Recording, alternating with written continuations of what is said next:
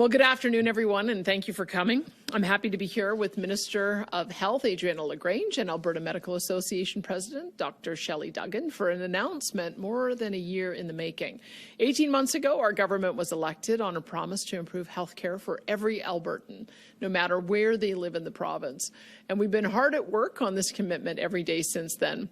Today, we're making a major step closer to delivering exactly on what we've promised. Last year, Alberta's government entered into a memorandum of understanding with the Alberta Medical Association and committed to developing a new primary care physician compensation model. Since that time, we have heard from primary care doctors about their priorities. They want a pay model that recognizes the work they do to provide comprehensive care for patients indirectly, especially complex patients with chronic illness, as the current fee-for-service model doesn't reflect this. And they, of course, wanted a market and evidence-based payment model that will ensure family doctors in Alberta are compensated extremely competitively. Our government also identified priorities, notably maintaining high panel numbers, a minimum of 500 patients, which will incentivize panel growth and improve access to primary care for patients, providing after-hours care to relieve pressure on emergency departments and urgent care centres, and enhancing team-based care to encourage the developing of integrated teams that may include family physicians, nurse practitioners, registered nurses, dietitians, pharmacists, and other health professionals to provide patients with the best care possible. So I am pleased to announce that after working closely with our partners in the Alberta Medical Association, our government has developed a new compensation model for primary care physicians that delivers on these priorities. We are confident that this new model will help build healthier communities and dramatically improve our ability to recruit and to retain primary care physicians. At the start of this process, we recognized that Alberta physicians were struggling with administrative costs, burnout, and a health system that wasn't working for them. These challenges made it difficult to recruit new graduates and to retain the primary care physicians who are practicing in our communities. Recruitment and retention of family physicians is a nationwide challenge. And here in Alberta, we think a big part of the solution is fair compensation and incentives that make sense. Our new model will reward physicians who build up stable practices and see more patients. With this announcement, I think the risk of losing family physicians to more attractive jurisdiction is done. This new model will make Alberta an enticing and competitive place for doctors to come and to settle and to set up shop and to stay for good. And that's exactly what we're aiming for. When primary care is strong, the rest of our health system is strong too. And I do want to sincerely thank Minister Adriana LaGrange and the Alberta Medical Association for their very hard work and dedication throughout this process. Today's announcement is a major milestone in our efforts to give Albertans the high-quality health care that they deserve, and it's a great way to cap off a year full of progress on primary care in this province. The past year has seen us invest in recruiting more health providers and expanding the essential services that we're able to offer. We also piloted a new rural and remote bursary program for family medicine residents. And just last month, Primary Care Alberta became operational and has begun coordinating primary care healthcare services across the province. But of course, the work doesn't stop here. We look forward to sharing much more progress in 2025 as we continue the critical task that Albertans have entrusted us with. Thank you, and I'd now like to invite Minister Adriana LaGrange to share more details on the new compensation model.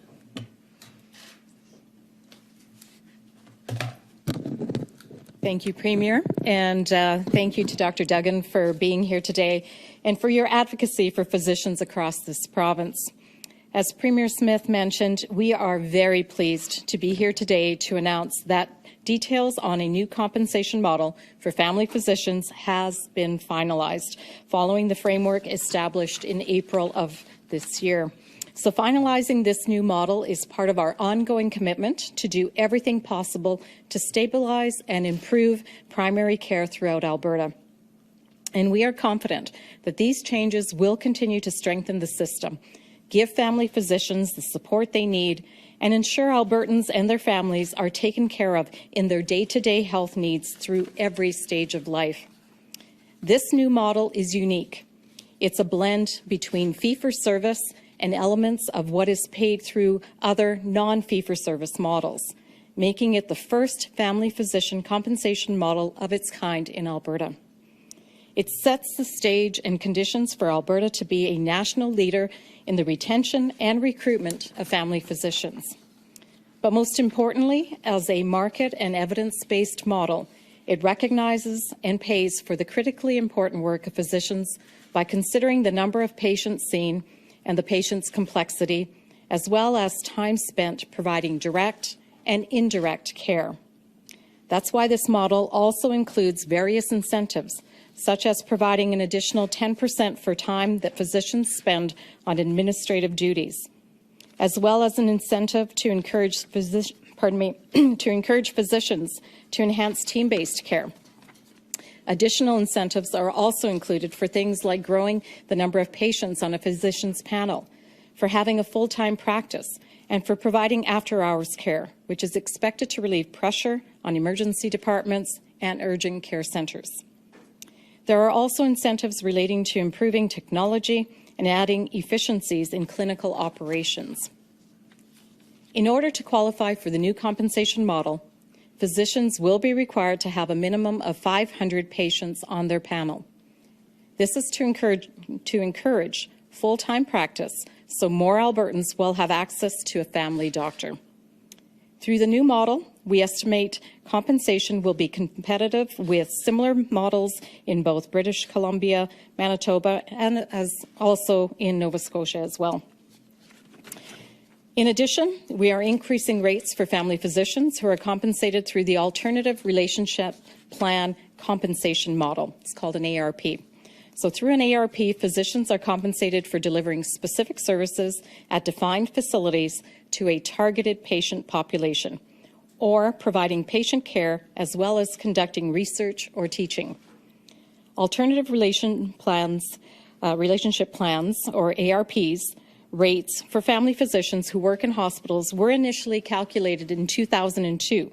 That's 22 years ago. While there have been increases that have occurred as part of ongoing agreements with the AMA, they are not competitive as they stand right now. So we have agreed to increase rates for family physicians who are in an ARP compensation arrangement, many of whom provide inpatient care in our acute care hospitals. So these family physicians are providing care both in the community to vulnerable populations and on hospital wards, and are critical to a fully functioning healthcare system. I think I speak for everyone here today when I say how excited I am about these changes and the positive effect they will have in the lives of Albertans and on the primary care system as a whole. We believe the new compensation model will relieve pressures in other areas of the health system. It will encourage comprehensive care in all phases of a patient's life, and it will give more Albertans timely access to the care they need. Family doctors will have an incentive to extend hours and attach more patients to their practice. New medical school graduates will see the model as a way to establish their careers in comprehensive primary care, and we expect the model will be a game changer in attracting family physicians from other provinces and countries.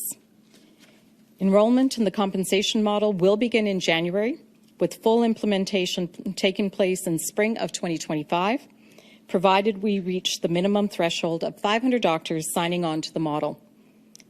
Alberta's government recognizes that primary care is the foundation of the entire healthcare system, and these changes will give family physicians the supports they need. I want to thank each and every primary care physician for the critical work that you do each and every day. You are extremely valued, and we thank you for the exceptional work you do. I also want to express my thanks to Dr. Duggan and former President Dr. Parks and the AMA for their extensive collaboration with us to reach this important milestone. And it was truly a collaborative effort by all of us. I now would like to invite Dr. Duggan to say a few words.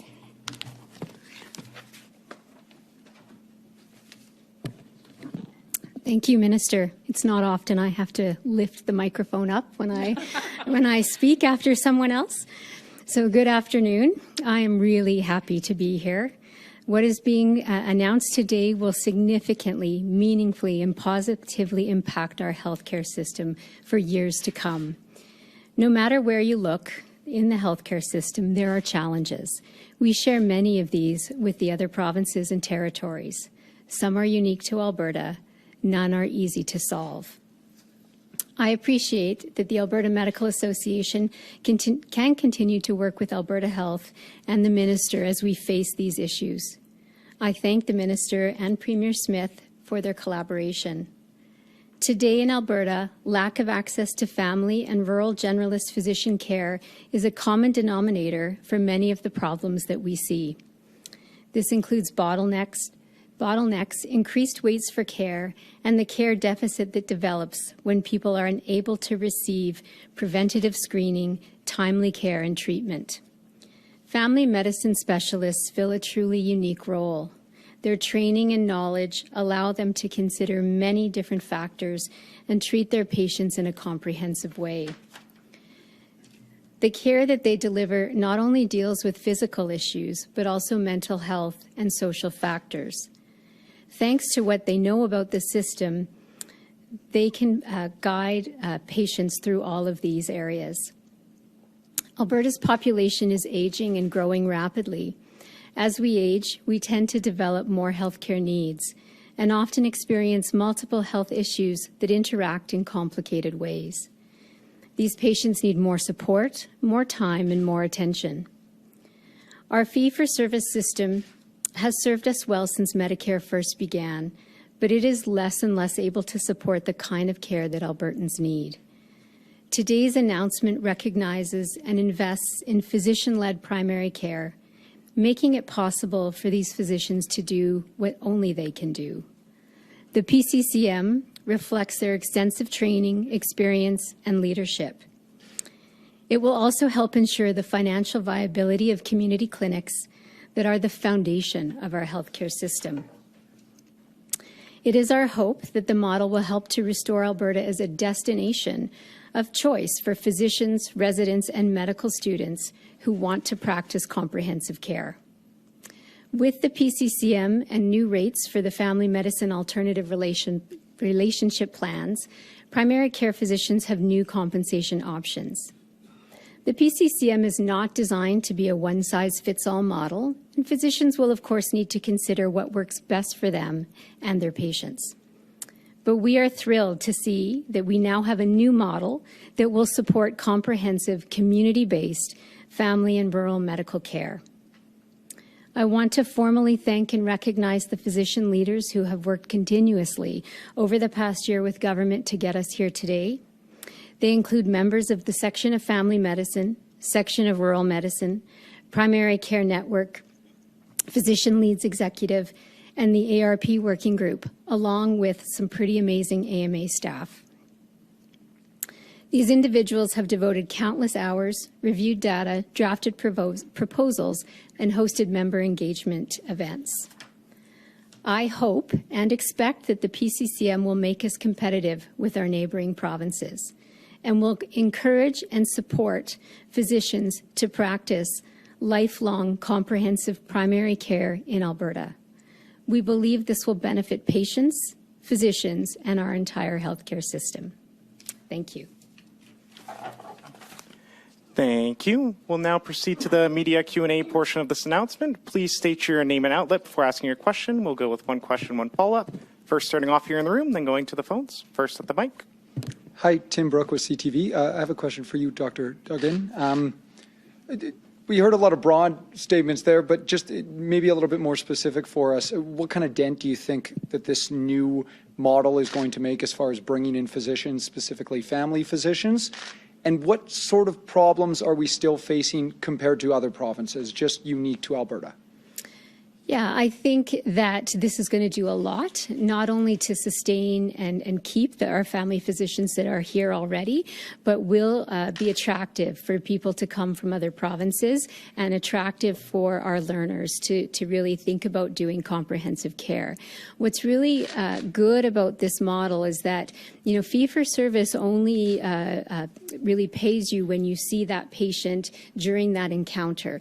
This new model is going to mean that the work you do behind the scenes as a physician, where you're, filling out forms for patients, talking to specialists, trying to get drug approvals, all of that is going to be compensated.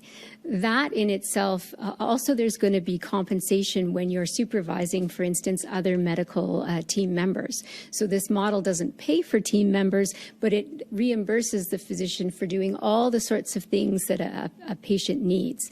That in itself may allow our physicians to take on more patients. So I think this is it's true benefit for Albertans, and I think it is going to go a long ways to making family medicine the foundation of our system. Do we have lots of problems? You bet we do, and I think that's across all the provinces. We have aging populations. We in particular have a care deficit left over from the pandemic. And so there's a lot to work on.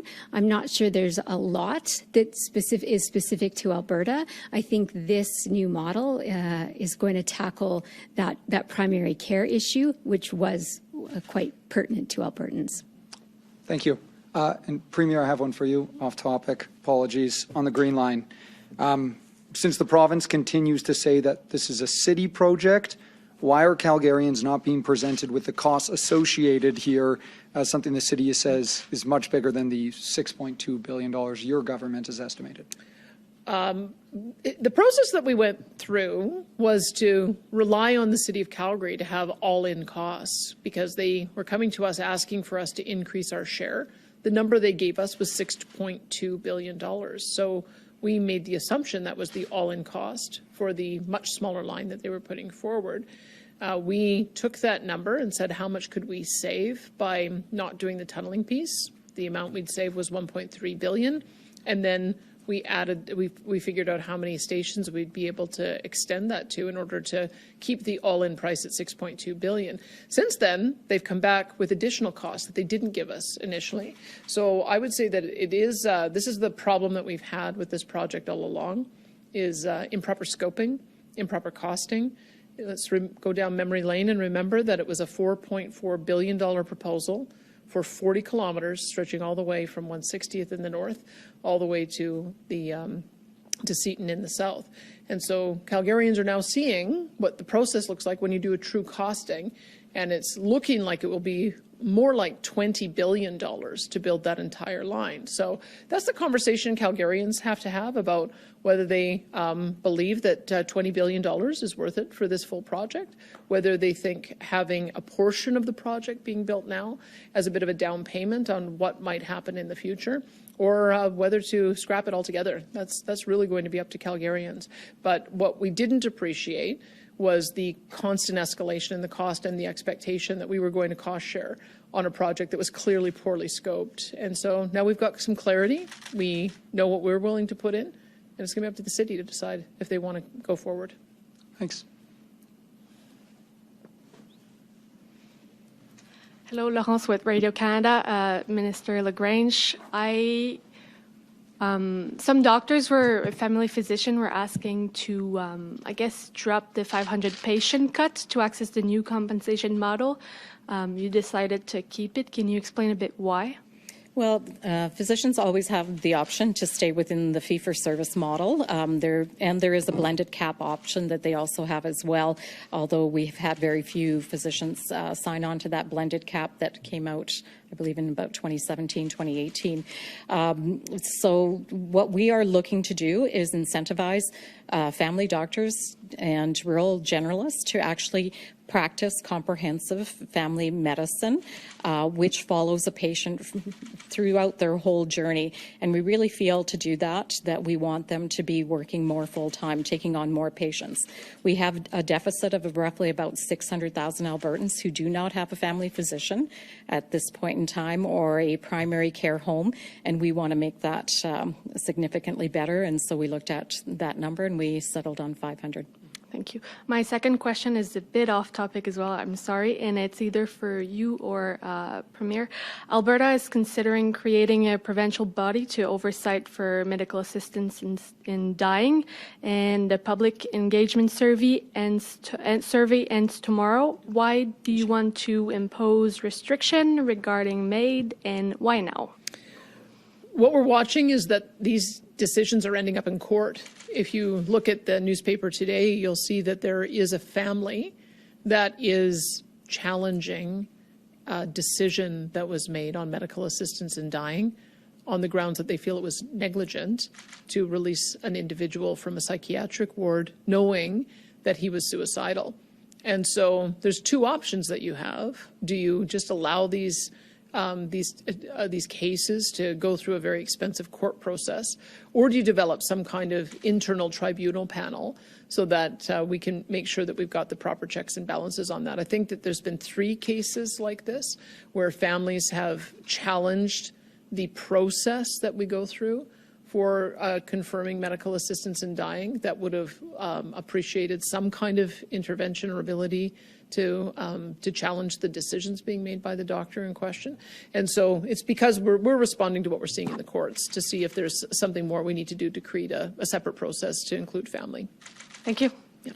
Thank you. Seeing no more questions in the room, we'll go over to the phones. Operator, could you put through the first caller, please? Yeah, your next question comes from Lisa Johnson of the Canadian Press. Your line is already open. Hi, thanks for taking my question. This is for the Premier.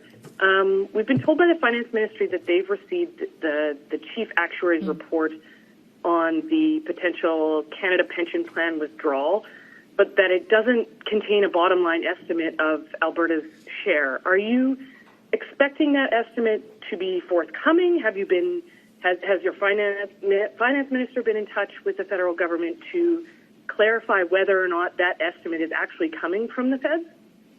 Well, there's a bit of uncertainty right now about who the finance minister is and whether that will still be the same person after today. So, no, we haven't reached out to try to know what the next steps are in that. And once that gets some stability, we certainly will. We're a bit disappointed because we were under the impression that the chief actuary was hiring 3 different analysts to look at the legislation to be able to get 3 very precise ways of looking at this issue so that we had a precise number so that we could go out to Albertans and consult some more and see if they wanted a referendum. So as I understand it, doesn't contain a number and it doesn't even contain a formula for how you'd get to a number. So we will have to go back to the finance minister, whether it's the current one or whether it's a new one after today, and see how we might be able to get some certainty around that.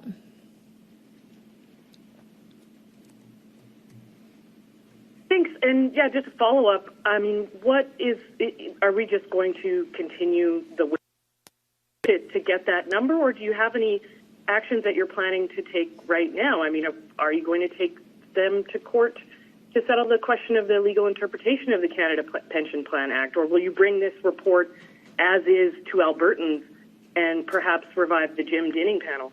Well, the report is available. It's a public document for anyone to see, and they'll be just as disappointed as we are that it doesn't include a formula or a number. So I don't think that the work that was commissioned was done, and so we'll have to see how we would be able to address that. We, of course, can't give any direction to the chief actuary. They report to the finance minister. So once things stabilize a bit in Ottawa, I'll be asking my finance minister to follow up and see what the next stage is. We actually both need to have an agreement on a number before going to a referendum. There'd be no point if we don't have some commitment from the federal government that they'll honor the result of a referendum because they dispute the number. Let's get the number settled so we know what the reduction in contributions would be, as well as the increase in benefits. And then we can see if Albertans want to go to a referendum. So I think we're still at stage 1, and it's disappointing because we were hoping to get we were actually hoping to get 3 numbers, and it seems we didn't even get 1.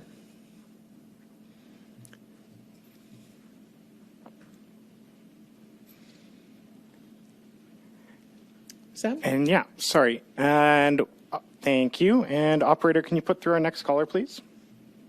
Yes, your next question comes from Morgan Black of Global News.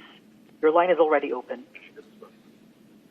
Hi, Premier. Ottawa is pushing its goal for a net zero electricity grid to 2050. As you know, in your joint statement, you said you were gratified. The change seems to be pretty in line with what your government wanted originally.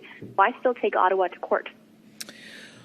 Well, if I passed policy in areas of federal jurisdiction, let's say I said, I'm going to start my own currency in Alberta in 2035. And they came back and said, you can't do that. That's Section 91 of the Constitution. That's federal jurisdiction. And then my response was, okay, well, don't worry, I'll do it in 2050 then. You don't solve the foundational problem. They have no right to tell us how to run our power grid. I'm glad that they're not going to be as punitive as they originally set out to. I'm glad Stephen Guilbeault has finally admitted what we have been arguing all along, that this is going to be, I'll tell you what he said. Some of the things that we put on the table were too stringent and from a technical point of view would be very hard to achieve without Canadians incurring a very high cost. So I guess the question is really for Stephen Guilbeault. Why, knowing that, has he drawn us through a year-long dispute publicly, in the media, in the courts, and through an advertising campaign when he full well knows that what he was proposing was unachievable and costly? And we're not done yet, because we've got two other idiotic policies that we're fighting, the proposed emissions cap and net zero cars by 2026. So I think he full well understands the implications of what he's doing. I think he's doing it to put a chill on investment, and that's why we continue the fight. They've got to just back off of provincial jurisdiction. Thank you. And then for my follow-up, I wanted to talk about tariffs. I know you were in Ontario with all the other premiers. You said oil and gas exports are not going to be used as a bargaining chip, a little bit different than what Premier Ford had said.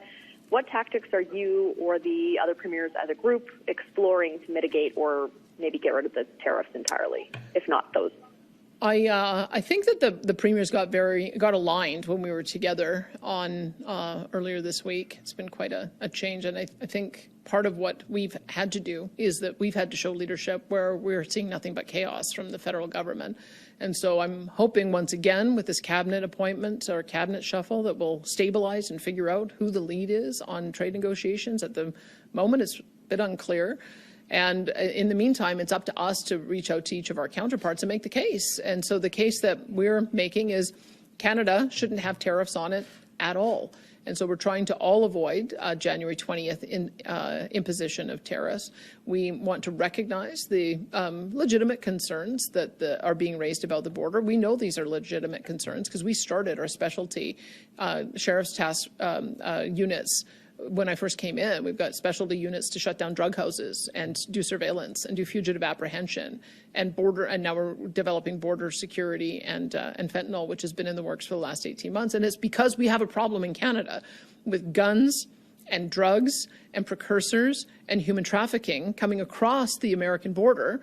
And we have to make sure that we're not causing the same problem to our neighbors. So we're doing this for Canadians' benefit. And I think it also should help us to avoid the U.S. president being able to invoke a national security provision as a pretext for bringing in tariffs. That's, I think, the connection that we're seeing here is that they do have the ability, and they've used it before, on aluminum and steel. They invoked a national security provision in order to be able to bring those in and go contrary to what our agreement is. So we want to make sure that we are taking away any of the excuses for them to say that there is a border security issue. And I was pleased to see that the federal government announced $1.3 billion towards that effort. We've already announced $29 million towards that effort. And then finally, we're just answering the questions one for one. I know that President-elect Trump tweeted out, no one's been able to explain why it is that we have a $100 billion trade deficit with Canada. Well, I can't explain that. It's because we sell them a lot of commodities. We sell them timber and oil and gas and food products and critical minerals. And as a result, when those prices fluctuate, our trade deficit goes up and our trade deficit goes down over time. But all of those products go into giving the Americans a subsidy with lower priced goods so that they can put it into their factories and their refineries, and they can generate revenue and good jobs, not only for their people, but also lower prices for their consumers. So that's how I'm making the argument, is that we absolutely have a two-way street on this relationship. And I would go further than that. We buy more American goods than virtually anybody. We buy more than Germany, Italy, France, and the UK and Vietnam combined. We are one of the best destinations for those high-value American goods. And as a result, I don't think it's in the Americans' interest to disrupt that trade. So that's what I'm saying. I know that Premier Ford is saying much the same thing, and all of our provincial counterparts are making that case. Thank you, Morgan. And we have time for a couple more questions. Operator, could you put through our next caller, please? Your next question comes from Catherine Krakowski of Alberta Today. Your line is already open. Yeah, thanks for taking my question. So this model was agreed to in April of this year, but it's not going to take effect until next spring. Can you explain what the difference is between implementing it now versus waiting until after the budget? What would be the difference? What we agreed to in April was a framework, and then that had to go to rate review, and there were other processes that it had to go through. So what the next step is in the process is that the AMA will reach out to its members to see how many members want to sign on. We want to have a minimum of 500 members signing on. So that we can implement the program, and it will start in the new budget year, which is April 1st of 2025. And I'm wondering if you can explain the relationship between wait times to access panels, because I mean, I don't know what the average panel is right now, but if doctors are being incentivized to take on more patients, won't that mean each patient will have to wait longer to see their doctor? Not necessarily. We do have a number of physicians right now that have smaller panel sizes that they could, with this added incentive, take on more patients. We can also attract more family physicians to the province. We have seen that number grow, pardon me. Just in the last year, we've had 262 more family physicians and rural generalists enter into the province and set up practice, or at least register to practice with the AMA. We'd like to see that number grow for sure. We also want our family resident students to look at this as an attractive opportunity as well. We are providing a bursary program to medical resident students who would have a return of service if they want to work in a rural remote location, because that's where we see the greatest need. But with the tremendous growth, because Alberta is such an attractive province to come to, we've had over 400,000 people move to Alberta, I'd say, in the last couple of years. And so we need to make sure that we have a continual increase in our number of family physicians and rural generalists, and that they want to stay here. The ones that we have, we want to keep them here, and the ones that want to come in, we want to make it easier. We've worked with the College of Physicians and Surgeons to streamline our processes, and I can get into that, but that's a little longer discussion. But we're doing a multi-pronged approach to make sure that we stabilize the clinics and the physicians that we have currently, and also expand and get more interested in coming, and also young medical residents, that they would look at this as a really viable option to practice family medicine, because it's a great there's a great need, and it's a great lifestyle as well to be able to watch someone grow from a young child into adulthood and have that same family physician look after them. So I know that's what Albertans want, and I also know that many family physicians want to do that as well. Sure. Yeah, absolutely. It did take us some time to sort through the number of patients on a panel that would be reasonable. And you can just understand the difference about why it's so important for us to incentivize patient panel growth and incentivize doctors to come back into this system. If you take the opposite to the extreme. So if we incentivize smaller panels, because we were applying this model to 200 patient panels, we have 5 million or approaching 5 million people in Alberta. We'd need 25,000 doctors to make sure everyone had a family physician. On the other end, in the past, it was not unheard of that a doctor would have 1,000 patients. And if you had 1,000 patients per doctor, you'd only need 5,000 doctors. When I first started this conversation with the AMA, one of the things that they told me is that I believe, and I'm sure Doc will correct me if the numbers I'm saying need to be updated, but at the time they have on their roster 5,500 doctors out of about 11,700, 5,500 that are considered primary care practitioners, but only 2,500 of them have a practice. So you can see what we're trying to do here is that what do doctors do? Well, they work in hospital. That's another option. That's part of the reason we want to create the balance. So if we can get doctors who will have half of their time spent with patients and maybe another portion of their time in hospital, that's a good model for them.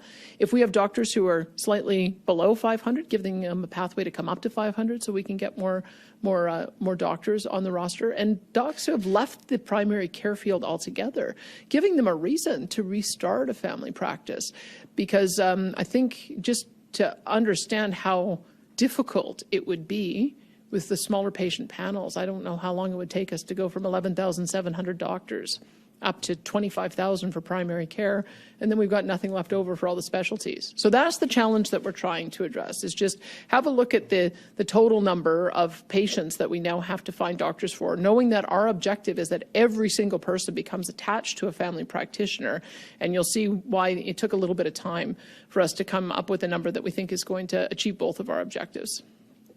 Did you want to say? Thank you. And looks like we have time for just one last question. Operator, could you put through our next caller, please? Your next question comes from Dennis Kovtun of CBC Fort McMurray. Your line is already open.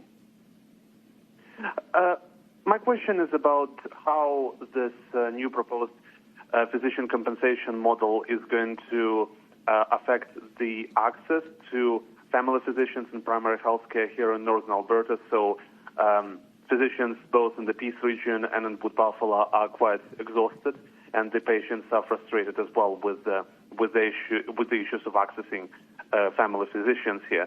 So what effect is this new proposed model going to have? So this new proposed model is certainly going to hopefully benefit the vast majority of physicians who want to practice comprehensive care. We probably need to make some tweaks for rural, because those physicians in particular do work, often 50% of their time in the hospital and 50% of their time in the clinic. So we may need to sort of see how this goes over the next little while, and may need to make a few adjustments for rural. It's important to know that this is just the start, right? And so one of our AMA staff told me this week that British Columbia is on version 19 of their manual for their, what they call their LFP. So, we're going to start this, and then, we're going to do like a quality assurance project, right? And assess it and see what we need to tweak as it moves forward.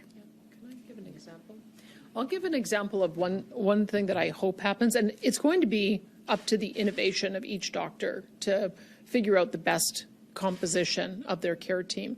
But I was down south at an event, and I met a doc who I believe was from Milk River, a podiatrist, and he said, you would be able to save $400 million in the healthcare system if we could just do better management of foot care of seniors who have diabetes. Because if you end up with a cut that becomes infected and then septic, it can result in hospitalization, it can result in amputation, it can result in death. But there isn't really a way to compensate a doctor to cut toenails on a weekly basis. But a doctor in a joint practice like that might be able to have a personal care assistant who would be able to make sure that somebody with diabetes was keeping up with those kinds of preventative measures so that it doesn't become acute. That's kind of the missing piece that I think we had when we were looking at chronic conditions. It's the one that is the most, maybe the one that was most tangible for me to be able to describe. But it could well be that there are other examples. I'll give you another one. My brother had a frozen arm and couldn't lift his arm for 2 years. He went to a physiotherapist and a laser specialist, and now he can lift his arm again. The other option would have been surgery. So I don't want to prejudge what these team models are going to look like. I think that it's going to unleash a bunch of innovation, which is what we want to do. And I think it's going to allow for the whole range of health professionals to be able to be built into team practice. And ultimately what you'd like to see is that doctors will have time for both. They'll have time to be able to work in hospital as well as see the most acute patients, but then also have a team practice so that we can manage the chronic conditions. That's what we're trying to achieve. And I don't know if I'll turn it over to Adriana because she may have some more examples. Thank you, Premier. The only thing I would add is that we will continue to have additional enhancements for rural remote locations. So this program is really geared to making sure that we are competitive with other provinces, that we're addressing all those areas where there were gaps in the fee-for-service, et cetera. But also we recognize that rural remote locations need additional attention, and that's why we also have a rural health strategy, and we have additional income compensation for rural remote locations and those doctors there. It's really enhancing that team aspect, as the Premier said, that we're looking to see. There isn't a silver bullet, so we have to do everything we can. It's also working with the College of Physicians and Surgeons to streamline their processes so that we can get international medical graduates here that want to practice quicker. They can go through the assessment process quicker and get into the workforce. In March, working with the College of Physicians and Surgeons, we were able to streamline the process so it wasn't just Alberta Health Services that could sponsor a international medically trained physician. It could also be a clinic, it could be a municipality. So it's taking a multi-pronged approach at dealing with these issues, knowing that we're going to have iterative processes, we're going to have to tweak things as we go along, and we have to be nimble and do that quickly. So hopefully that answers some of your question, but it's very complex. We have to do as much as we can to address these complex issues. And did you have a follow-up? Thank you. No, I don't. Thank you very much. Perfect. That's all the time we have today. Thanks, everybody. Thank you.